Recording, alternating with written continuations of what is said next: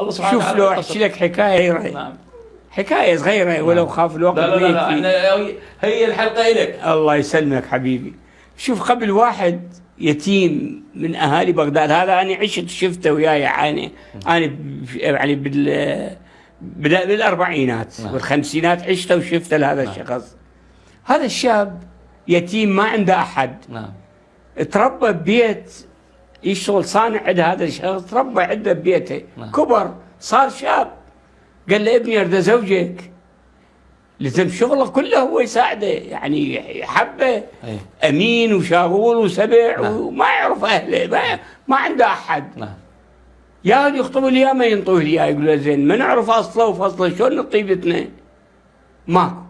الى ان فد يوم قال له هاي بنيه يتيمه هم ما اعرف اهلها، تشتغل خدامه عندنا بالبيت، تعالوا خذها زوج اللي هي على سنه الله ورسوله. على سنه الله ورسوله تزوجها.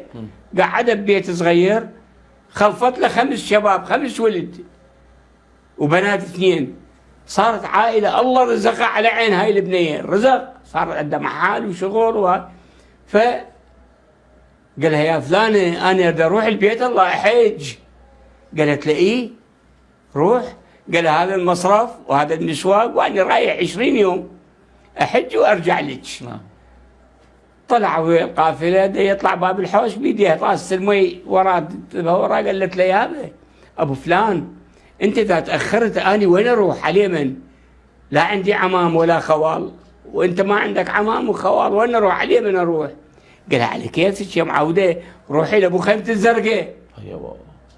وراح ببيت الله تمرض، دخلوه مستشفى، كل الحجاج يجوه هو ما يجي. العدها الاكل والمصرف كله خلاص، مسواق وجهال جواعه، شو تسوي؟ حابسه روحها هي واطفالها بالبيت. قالت هو قال لي روحي لابو خيمه الزرقاء، خلي اطلع اشوف منو خيمه الزرقاء. طلعت تباوع تمشي تشوف كل واحد حاط له شادر ابيض شادر احمر وجوا يبيع بسطيه وكذا وكذا. ما لقيت واحد حاط خيمه زرقاء. مشت بالدهانه لقيت حلوه كبيره، واحد جاي لابس صايته ونرجيلته والعمال وولده يشتغلون ينقلون تمن ولحم ودهن وخير من الله تاجر. شافت الخيمه زرقاء قالت ايه هو هذا دزني عليه. جت عمي قالت لعمي الله يساعدك، قال هلا بابا. قالت لعمي احنا قصتنا هيك وهيك وهيك، وقال انا اروح لابو خيمه الزرقاء، وقال لي روحي لابو خيمه الزرقاء، ما لقيت انت خيمتك زرقاء. قال هو وصلتي بابا. الله اكبر. يلا روحي البيت بعد لا تطلعين، هو يجيش المسواق والاكل والمصرف، روحي. الله اكبر. قال له الابن الكبير قال له قوم امشي وراها ندلي البيت مالها وين.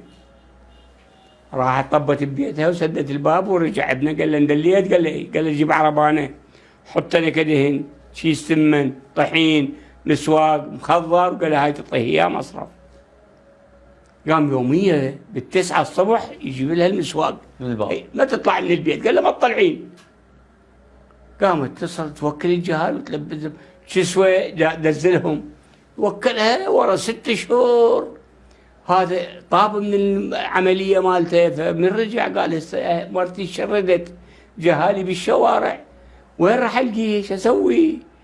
من اجى دق الباب شاف جهاله موردين نظاف حلوين اكل خير من الله لابس نظيفه. قال له وليش تعايش؟ منين جبتي هذا المسواق هذا الاكل هاي؟ شلون دبرتي امورك؟ قالت له انت مو قلت لي روحي لابو خيمه الزرقاء؟ وانا رحت وما قصر، يوميا يدزن المسواق. من هو؟ ابو خيمه الزرقاء. بالتلاوه هذا ما قلت له شوف خيمه الزرقاء الله على من رحتي؟ من رحتي على من؟ قالت له ست على كيفك على كيفك على كيفك يا عيني. بعد نص ساعه يجي المسواق والعربانه قاعد ياكل بروحه. جت العربانه نزلوا المسواق والمخضر وطال مصرف وراح مشى وياه. لحقه على الحج لقاه قاعد. قال له عمي اني فلان وهاي مرتي جدتك وهاي مرتي بهل من اهل الله وما تعرف. اني قلت له روحي لابو خيمه الزرقاء الله ما ينساكم، ايش صرفت على بيت يا عمي؟ ده مد ايده بصايته ده يطلع فلوس، قال له يشيل ايدك، شيل ايدك، تعطيني فضل ربي. الله اكبر. لو ما الله يحبني يدز علي، ايوه كان دز على غير واحد. الله. خلاص انت جيت الزم بيتك، ونعم بالله. ايش تحتاج؟ ونعم هم بالله. ذولا اهلنا نعم. قبل، ذولا اهل بغداد. هذا ذولا اهلنا، شعبنا هذا. ونعم. منين جتنا هاي السوالف يا عمي؟ مع الأسف.